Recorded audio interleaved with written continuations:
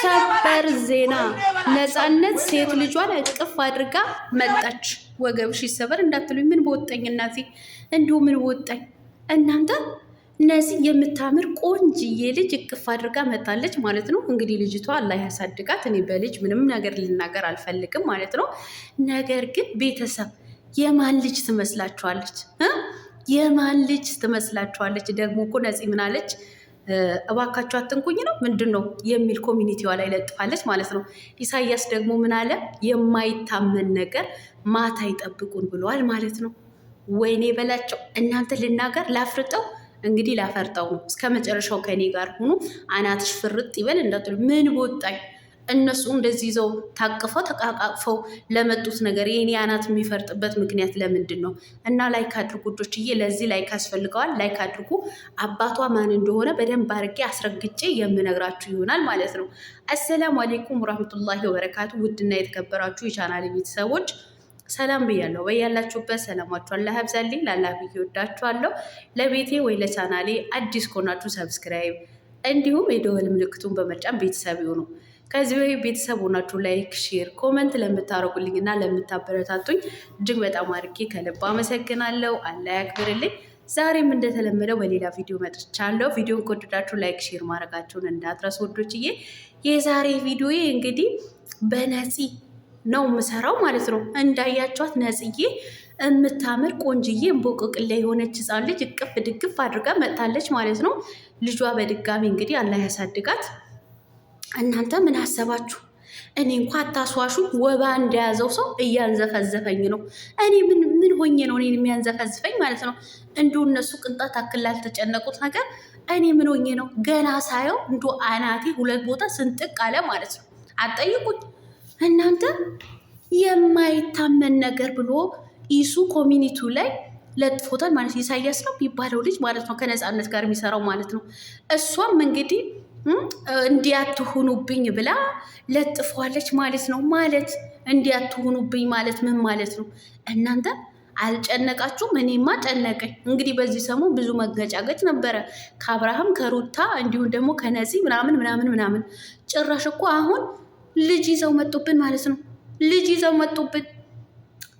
እናንተ የዛሬውማ የከፋ ነው ቤተሰብ፣ የዛሬው የከፋ ነው። እንግዲህ ልጃችን ከደሙ ነፃ ነው የሚል ኮመንትም አይቻለሁ። አብርሃም ልጅ የለውም ከደሙ ነፃ ነው እያሉ ነው።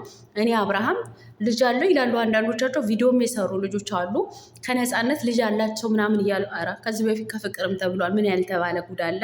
እኛ ከሰማን እኮ ብለን ጆሮአችን ከሰጠን ብዙ ነገር ነው የምንሰማው ማለት ነው። እና ከፍቅርም ሴት ልጅ አለው እየተባለ ነበረ። እሱ ግን ውሸት ነው። እኔ ውሸት ነው ምንም አይነት ልጅ የላቸውም ብዬ እየተከራከርኩኝ ነበረ። ዛሬም እከራከራለሁ።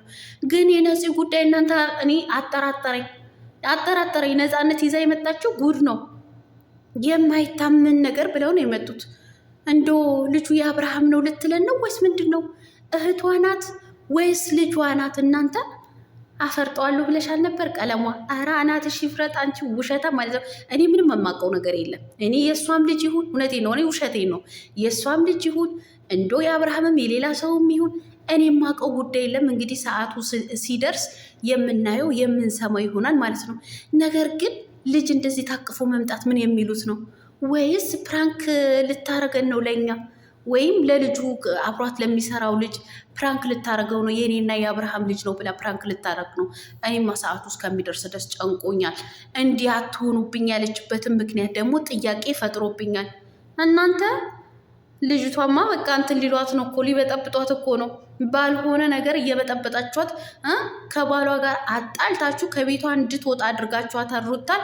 አሁን ደግሞ በይበልጥ ሊበጠብጧት ነው እነዚህ ልጆች ማለት ነው። የእውነት ይሄ ልጅ የአብርሃም ልጅ ናት ብላ ከመጣች ነፃነት፣ እውነቴን ነው የምላችሁ የማይታመን ነገር ነው የሚፈጠረው ማለት ነው። እንግዲህ ብዙዎቹ አይታችኋል። ሩታ አሁን ከቤቷ ወጥታለች።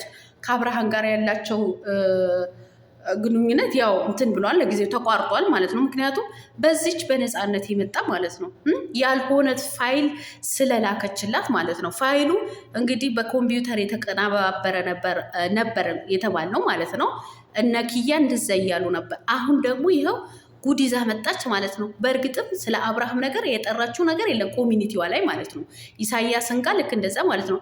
ነገር ግን እኔ ሳስበውማ አሁን በድጋሚ ልታሳብደን ነው ይቺ ልጅ ማለት ነው።